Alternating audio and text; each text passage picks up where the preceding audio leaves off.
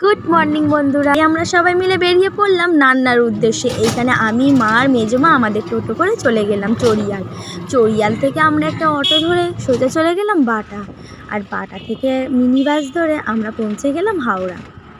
এই যে একদম সকালবেলায় যাচ্ছি বলে রাস্তাঘাট মোটামুটি ফাঁকাই ছিল। এই যে আমরা বাটার মিনিতে উঠে পড়েছি আর মিনি ছেড়েও দিয়েছে।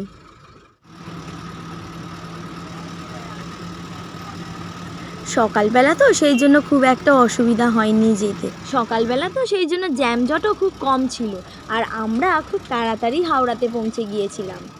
আমাদের কোনো রকম অসুবিধাই হয়নি।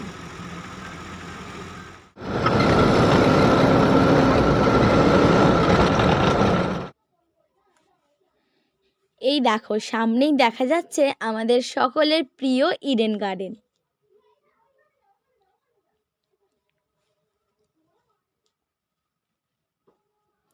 চারিদিকে শুধু কেকেআর আর কেকেআর।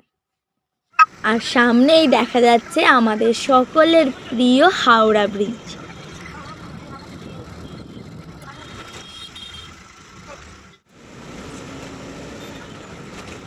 তারপরে সব কিছু পেরিয়ে আমরা সোজা চলে এলাম হাওড়া স্টেশনের কাছে। এইখানে আমাদের মিনি বাসের শেষ স্টপেজ, আর এইখানে নেবেই আমরা ওইদিকে ডোমজুড়ের বাস ধরে নিয়েছিলাম।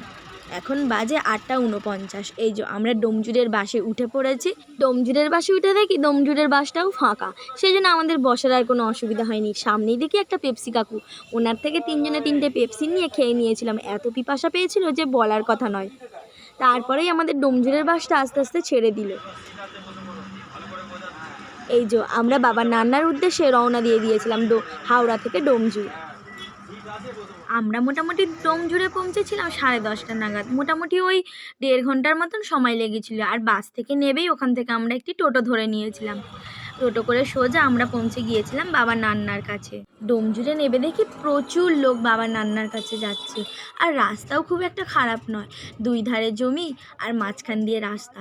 এত সুন্দর লাগছে, দুধারে সবুজে সবুজ শুধু। তারপরেই আমরা টোটো থেকে নেবে একটু হেঁটে চলে গিয়েছিলাম বাবার নান্নার কাছে। এই দেখো 2 ধারে দোকান বসেছে, আর ওখানে নাকি কুমড়ো খুব সস্তা, তাই অনেকে দেখছি কুমড়োও কিনছে। প্রথমে ভেবেছিলাম খালি পায়ে যাব, যদি পায়ে কিছু ফুটে যায়, যদি পায়ে কষ্ট হয়, এতটা পথ যাব, যেতে পারবো তো? কিন্তু বিশ্বাস করো, ঠাকুরের এত মহিমা যে খালি পায়ে যেতে আমাদের কোনো কষ্টই হয়নি। এই বাবার কাছে 8 থেকে 80 অনেকেই সন্ন্যাস করে এসেছেন, কিন্তু দেখতে খুব ভালো লাগছে। কত মানুষ কত জায়গা থেকে এসেছেন। আমরা তো দেখি সব ছোট ছোট বাচ্চারাও সন্ন্যাস করেছে। এই যে 2 ধারে কত দোকান। আমরা মন্দিরের গেট দিয়ে মন্দিরের ভিতরে ঢুকে গিয়েছিলাম। আর এইখানে আর একটা নতুন জিনিস দেখলাম, অনেকেই কুলের আচার, তেঁতুলের আচার বিক্রি করছেন। আর মানুষের ভিড় দেখো।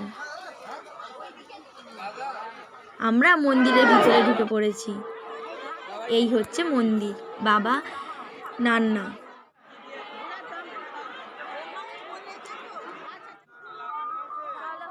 এই যে তারপরেই আমরা একটা প্রসাদ দোকানে চলে গিয়েছিলাম। ওইখান থেকে আমাদের প্রয়োজন মতন প্রসাদ কিনে নিয়েছিলাম, আর ওখানে ব্যাগপত্র রেখে আর পুকুরে স্নান করে নিয়েছিলাম। পুকুরটা শুধু একবার দেখো। এই যে ওইখানে সবাই স্নান করছে পুকুরে নেবে। এই পুকুরের অনেক মহিমা আছে। পুকুরে নামতে আমার খুব ভয় পায়, তো যাই হোক ঠাকুরের নাম স্মরণ করে আমি পুকুরে একটা ডুব দিয়ে দিলাম।